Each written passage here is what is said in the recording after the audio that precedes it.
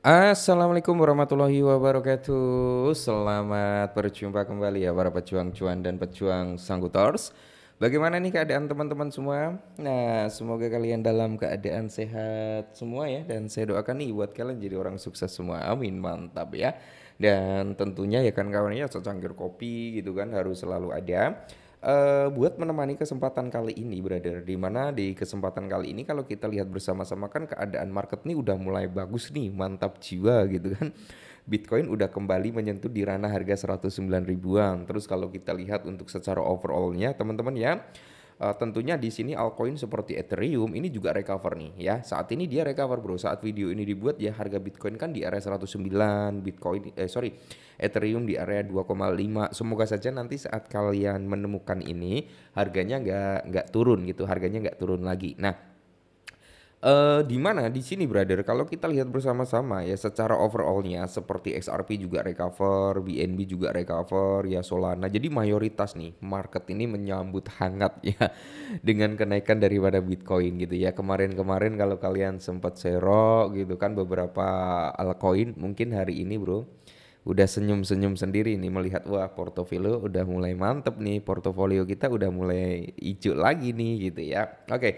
Dan di sini sesuai dengan requestan dari rekan-rekan karena masih banyak banget antusias ya daripada teman-teman semua untuk dimintain gitu, untuk dimintain apa ya?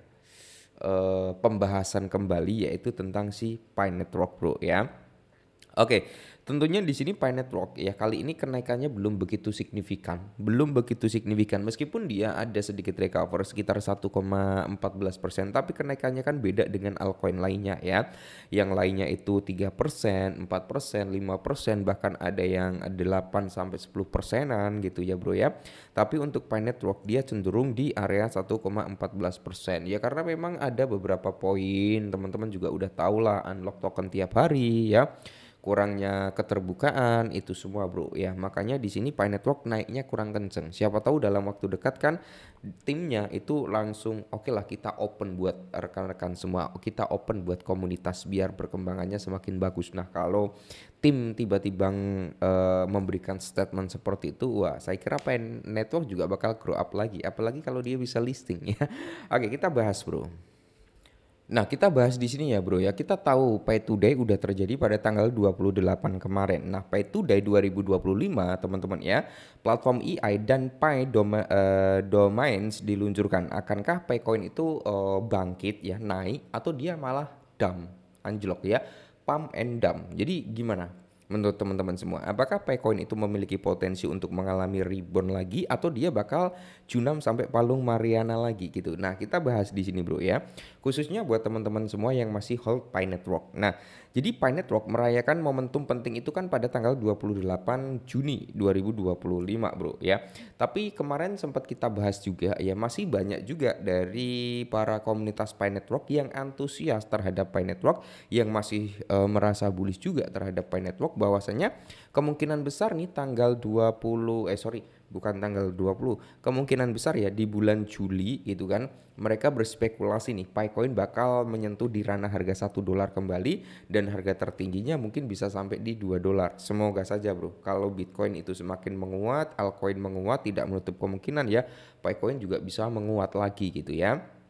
Nah, terus di sini Pi Today selalu dirayakan setiap tanggal 28 Juni sebagai refleksi dari Pi Day 14 Maret mengacu pada angka matematika ya bro ya. Oke, terus di sini fitur baru dari PayApps ya, PayApps Studio dan AI hingga staking ekosistem ya bro ya.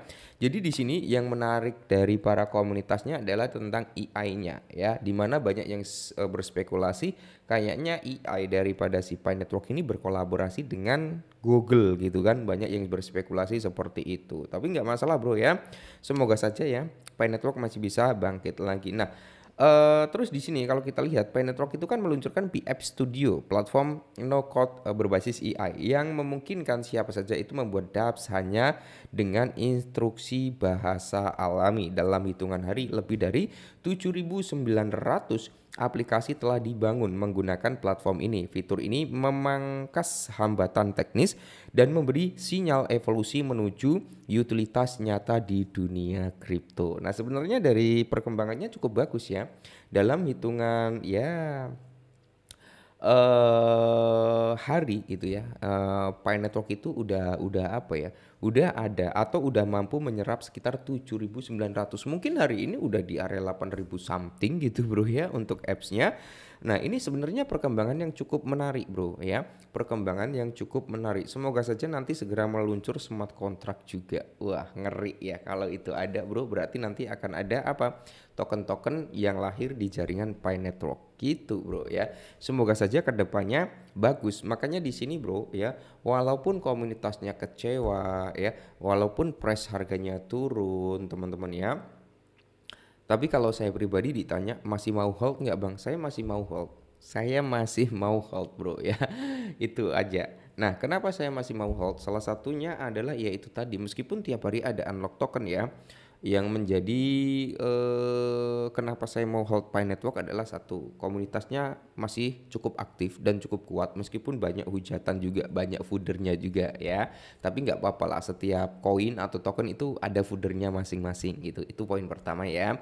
Poin kedua Bro, timnya juga masih aktif kok ya. Timnya masih aktif, masih mau ngembangin proyeknya ya. Semoga saja migrasi untuk KYC-nya lah ya, untuk open minded-nya segera dibuka kembali gitu bagi para pioner gitu ya. Karena saya nggak nambang ya, saya nggak ngurusin itu juga Bro ya.